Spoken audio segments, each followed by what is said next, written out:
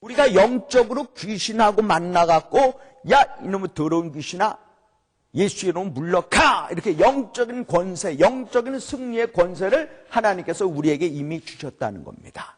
그러니까 하나님은 우리에게 이미 다 주셨어요. 문제는 우리한테 있다는 겁니다. 우리가 그것을 활용하고 안 하느냐 여기에 달려있다는 거예요. 그러니까 하나님은 누구십니까? 라고 그러면 하나님은 여호와 이레로 우리의 모든 것을 자기 생명까지, 자기 생명, 목숨까지도 피 한 방울까지도 아끼지 아니하시고 우리에게 주시는, 준비해 주시는 여호와 이레의 하나님이시다. 하나님은 누구십니까? 하면은 나는 바로 스스로 있는 자다. 하나님은 누구십니까? 출애굽기 6장에 보니까 나는 전능하신 하나님입니다. 하나님은 누구십니까? 하니까 15장에 나는 모든 질병, 모든 약한 거를 다 치료하시는 하나님이시다. 마음의 슬픔 이런 것도 다 치료하시는 하나님이다. 하나님은 누구십니까? 16장에 보니까 우리에게 신령한 음식과 신령한 음료를 제공해 주시는 하나님이시다. 일용할 양식을 주시는 하나님이시다. 하나님은 누구십니까? 17장에 보니까 우리에게 반석이 되시는 하나님이고 또 하나님은 누구십니까? 하면 하나님은 우리에게 범사에 승리할 수 있는 그러한 승리자의 하나님이다. 여호와 니시 하나님이다. 그렇다는 거죠. 그러니까 하나님이 참 우리 아버지가 되었다고 하는 것은 너무너무나도 우리한테는 영광입니다. 그래서 성령론은 이 성령론이 끝나고 난 다음에 예수께서 요한복음 17장에 이제 십자가에서 못 박혀 죽으시기 바로 직전에 요한복음 17장의 사건이 있는데 이 요한복음 17장의 사건은 무슨 사건이냐면 겟셋만에서 기도하신 사건입니다. 겟셋만에서 기도한 건데 그 겟셋만에서 기도하시는 하나님의 그 기도의 이 호칭이 뭐냐? 바로 하나님을 보고 아버지요, 아버지요, 아버지요. 이 요한복음 17장이 37절인가 38절까지 있는데요. 거의 매절 아버지, 아버지, 아버지가 나옵니다. 바로 그분이 나의 아버지라면 내가 과연 무엇을 염려할꼬? 내가 과연 무엇을 두려워할꼬? 우리 하나님이 우리에게 안 해주시는 게 뭐가 있느냐 이 말이에요. 너무너무나도 감사한 거죠. 그러니까 하나님은 누구십니까? 우리에게 참으로 너무너무 어마어마하신 분이라는 거죠.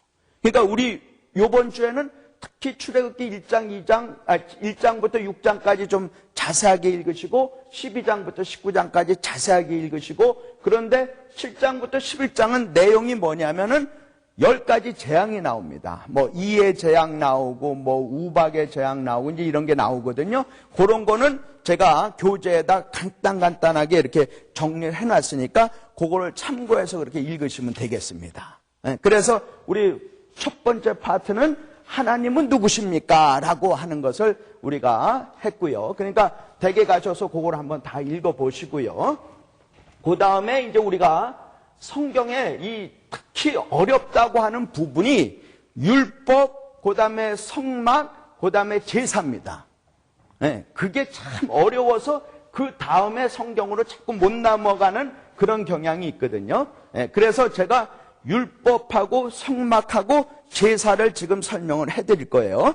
우선 율법이라는 것은 뭐냐면 일단 오프닝 그 벌스는 뭐라고 보시면 되냐면 예수께서 이 땅에 오셔갖고 마태복음 5장 17절에 보면은 내가 율법이나 선지자를 폐하러 온 것이 아니라 마태복음 5장 17절입니다. 뭐냐면 완전케 하려 함이라 그랬습니다. 예수께서 이 땅에 오신 것은 그분이 율법이나 선지자를 폐하러 오신 것이 아니라 그것을 완전케 한다 그랬습니다. 이 완전이라고 하는 것은 영어 성경에 뭐라고 되어 있냐면 fulfill입니다. 자, fulfill이에요. 완전이라고 하는 건 fulfill입니다. fulfill이라는 게 뭐예요? 예를 들어서 컵에 물이 있는데 꽉 채워지지가 않았어요. 좀 한 반 정도 채워졌어요. 그러면 이거를 완전하다고 그러진 않아요. 그죠? fulfill이라고 그러지 않습니다. 그거를 뭔가 완전하게 꽉 채우는 것이 완전입니다. 그러니까 율법이나 선지자가 필요 없다 이게 아니라 이게 뭔가 꽉 차이질 못했다는 거예요. 그래서 예수께서 그거를 꽉 채워주시겠다는 겁니다. 그게 하나님의 은혜예요. 그래서 예를 들어서 선지자가 계속 앞으로 메시아 그리스도가 이런 분이 나타나실 거다, 이런 분이 나타나실 거다 계속 얘기를 했어요. 계속 얘기를 했어요. 구약의 선지자들이. 그게 폐해지는 게 아니란 말이에요. 예수님이 나타나셔서 그거를 완전케 하신 거예요. fulfill하게 하는 겁니다. 그러니까 예를 들면은 자, 예수님이 보라 처녀가 잉태하여 아들을 낳으리니 그 이름을 임마누엘로 하라. 이사야서 7장 14절입니다. 보라 처녀가 잉태하여 아들을 낳으리니 그 이름을 임마누엘로 하라 그랬습니다. 그죠? 자, 처녀가 잉태해갖고 아들을 낳았어요. 마리아가 성령으로 잉태해서 아들을 낳았어요. 그 이름을 임마누엘로 하잖아요. 봐라 그분이 그렇다 하는 겁니다. 미가서 5장 2절에 보니까 그분이 어디서 태어나느냐? 베들레헴에서 태어난다고 미가 선지자가 그렇게 얘기를 했습니다. 그랬더니 예수님이 태어났습니다. 그리고 동방 박사들이 딱 왔어요. 헤롯 왕하고 대제사장하고 서기관이 있는 데서 지금 우리가 그리스도의 별을 보고 따라왔는데 그리스도가 어디서 나셨습니까? 라고 대제사장은 알겠지, 서기관은 알겠지 해서 헤롯 왕하고 같이 있는데 물어봤습니다. 그랬더니 헤롯 왕이 지는 성경을 읽어본 적이 없잖아요. 대제사장하고 서기관한테 물어봤습니다. 아니, 대제사장이 누구예요? 최고 아닙니까? 종교 최고 지도자 아니에요? 대제사장한테 물어봤습니다. 그 서기관들한테 물어봤어요. 서기관은 뭐예요? 지금의 신학자들 아니에요? 성경을 연구하고 성경을 기록하고 성경을 해석한 분들이 서기관 아닙니까? 그 물어봤어요. 그랬더니 헤롯 왕이 물어보니까 그 대제사장하고 서기관이 뭐라 하면 미가 5장 2절에 그분이 베들레헴에서 나잖아요. 작은 고을 베들레헴에서 나잖아요. 이랬단 말이에요. 그런데 서기관하고 대제사장은 알긴 알았어. 근데 베들레헴에 가서 경배를 안 하더라고요. 아는 거하고 믿음이 틀린 겁니다. 그랬더니 그 동방에서 온 박사들만 갔어요. 그렇죠? 베들레헴에서 태어나시는 그분이 바로 메시아란 말이에요. 그런데 선지자는 계속 그걸 예언을 했지만 완전하게 완성은 못 해준 거예요. 그러니까 이분들이 얘기한 거는 다 맞다. 그러나 fulfill, 완전하게 된 것은 아니다. 그렇기 때문에 내가 그것을 폐하러 온 것이 아니라 완전하게 하려고 왔다. 자, 율법도 마찬가지입니다. 그 율법은요, 굉장히 조항이 많고요, 복잡합니다. 그래서 율법에는 뭐가 있냐면 계명이 있고요, 그 다음에 율례가 있고요, 그 다음에 규례가 있습니다. 근데 약간씩 틀리는데 계명은 주로 종교적인 거예요. 그래서 계명의 대표적인 걸 우리가 뭐라 하냐면 십계명이라고 합니다. 우리 Ten Commandments 해갖고 꼭 부활주일 이때에는 십계명인가 그거 영화 보시잖아요, 그죠? 거기 보면 모세가 모세가 나오나요? 그 영화 아닙니까, 그죠? 그러니까 십계명 이거는 종교적인 계명이에요. 그 다음에 율례는 일반적으로 마음에 관한 그런 계명들입니다. 그 다음에 그러니까 20장에서 24장까지는 주로 그런 거예요. 그리고 규례는 주로 육적인 겁니다. 육적인 거. 요거는 심적인 거고, 요거는 영적인 거예요. 이런 것들이 있는데, 우리 어떤 학자가 그걸 조항을 큰 거를 세봤다 그럽니다. 그랬더니 그게 전부 613조항이더래. 613조항인데, 여기에 하지 말라라고 하는 조항이 365조항이래요. 365 하면 뭐가 탁 생각나죠? 1년이 365일. 뭐뭐 하지 말라가 365조항이래요. 그런데 뭐뭐 하라 하는 것이 248조항이랍니다. 우리 수학 선생님이 빨리 합산해 보세요. 613 맞죠? 그러니까 하지 말라는 게 365조항이고요. 하라고 하는 것이 248조항이래요. 그래서 그분들 얘기가 248이라고 하는 숫자가 또 뭐하고도 연관이 되면 우리 인체 뼈 숫자가 248개래요. 그러니까 뭐 하라 하는 것이 그렇게 뼈에 이렇게 사무치게끔 하라 이거예요. 근데 이 율법이 계명, 율례, 규례 이런 걸로 이렇게 구성이 돼 있는데, 자, 우리가 율법을 다 지킬 수가 없잖아요. 그리고 예수님이 이 땅에 오셔갖고 특히 율법을 많이 범한 것 같이 이 사람들이 오해를 했습니다. 율법 중에서 아주 유명한 율법은 예를 들어서 안식일에 관한 계명이 있습니다. 이거 자기네들이 막 만드는 거예요. 안식일을 거룩하게 지켜라. 이건 하나님의 계명인데 그 다음에 준칙에 가서 자기네들이 막 만드는 거예요. 안식일은 토요일 날 아닙니까? 그죠? 지금의 토요일이죠. 이날은 우리 혹시 유대인들 좀 보셨어요? 유대인들 못 보셨죠? 이스라엘 사람들 못 보셨죠? 미국에는요, 유대인들이 여기저기 많이 있거든요. 그 사람들 안식일을 지킨다고 그래갖고요, 안식일에는 2000보 이상을 못 걷습니다. 2000보 이상을 못 걸어요. 그래갖고 이 사람들이 안식일날 이렇게 걷다가 카운트를 하다가 어디 갔다가 돌아오는데 1999보를 걸었어. 그러면 하나를 더 못 걷게 돼 있습니다. 그러니까 거기 가서 집에 들어오지도 못하고 밤 새워야 돼. 안식일 끝나야 올 수가 있습니다.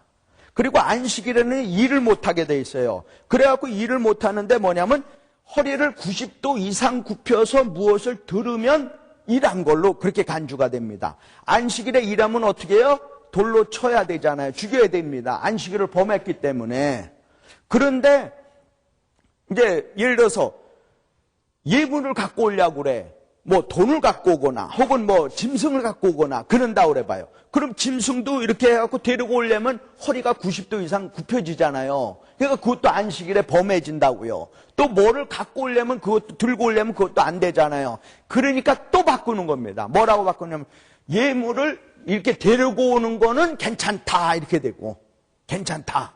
그 다음에 뭐 해갖고 조금 이렇게 굽히는 건 괜찮다. 그러니까 그러면 들고 오는 거 못 오니까 여기에다가 수건 같은 거 이렇게 매 갖고 옵니다. 매 갖고 오는 건 괜찮다. 또 예물을 들고 오는 건 괜찮다. 예물을 데리고 오는 것도 괜찮다. 막 지네들 막 마음대로 막 변경한 겁니다. 그런데 예수님이 이 땅에 오셔갖고 하필이면 안식일 날 병든 자에게 내 침상을 들고 걸어가라 하셨다고요. 무슨 날? 안식일 날. 그러니까 뭐예요? 안식일을 범했잖아요. 그러니까 저거 죽여 이렇게 되는 거예요. 그러니까 예수님이 왜 십자가에서 못 박혀 죽으셨느냐? 안식일을 범했기 때문에 바로 죽인 겁니다. 그런데 예수님은 내가 율법을 폐하러 온 거 아니다 이 말이에요. 그러니까 이 사람들은 이 양반이 율법을 폐하는 분이구나 이렇게 생각을 하는데 하나님은 절대로 그렇다는 게 아닙니다. 그 다음에 시체를 만지면 안 되거든요. 시체를 만지면 부정하기 때문에 깨끗하지가 못하기 때문에 그것도 진 밖에서 일정 기간 있어야 되거든요. 근데 회당장 야이로의 딸이 죽었어요. 다른 사람들은 다 죽었다 그러는데 예수님은 뭐라 그러셨어요? 잔다 그러셨습니다. 그래 놓고 그 소녀를 딱 만졌어요. 만지면 어떻게 돼요? 부정한 거 아니에요. 근데 그 시체를 만졌어요. 그러면서 뭐라 그러셨습니까? 달리다 굼 소녀야 일어나라. 이 달리다 굼이라고 하는 건 아람 말인데 아버지가 자기 딸을 아침에 깨우는 용어랍니다. 얘야 일어나. 야 빨리 이제 학교 가야지. 일어나 하는 거예요. 달리다 굼은. 그런데 죽은 소녀를 만졌으니까 어떻게 돼요? 예수님도 부정한 사람이 되는 거예요. 먹는 것도 얼마나 복잡합니까? 이 규례 같은 거. 예? 굉장히 복잡하잖아요. 자, 우리 오징어는 먹으면 될까요? 안 먹으면 될까요? 오징어 먹으면 안 돼요. 예? 바다에서 비늘하고 지느러미가 있는 물고기만 먹을 수가 있지, 오징어 비늘 있습니까? 없잖아요. 근데 오징어 볶음 얼마나 맛있어. 낙지는 먹어도 될까요? 안 될까요? 안 돼. 돼지고기는요? 돼지고기도 안 돼. 그러니까 우리가요, 먹을 거 할 거 굉장히 복잡한 게 많어. 그렇기 때문에 먹는 것도 성경에 딱 4가지만 먹지 않는 것이 성령과 우리가 결정했다는 겁니다. 아주 그 4가지 먹지 말아야 될 거는 사도행전 15장에 2군데 기록되어 있고 사도행전 21장에 한 번 기록이 되어 있어요. 다 똑같이 기록이 되어 있는데, 하나는 우상에 들어갔던 재물을 먹지 마라. 우상의 재물 먹지 마라. 그겁니다. 그 다음에 피째 먹지 마라. 피째 먹지 마라. 그 다음에 목매어 죽인 거 먹지 마라. 목매어 죽인 거 먹지 마라. 또 하나는 뭐냐면 음행을 삼가하라 그랬습니다. 이 음행이라고 하는 거는, 육적인 음행은 영적으로 우상입니다. 영적인 우상이 바로 육적으로는 음행이에요. 그러니까 이 4가지를 하지 않으니까, 봐라. 너 오징어 먹을 수 있느냐, 못 먹느냐?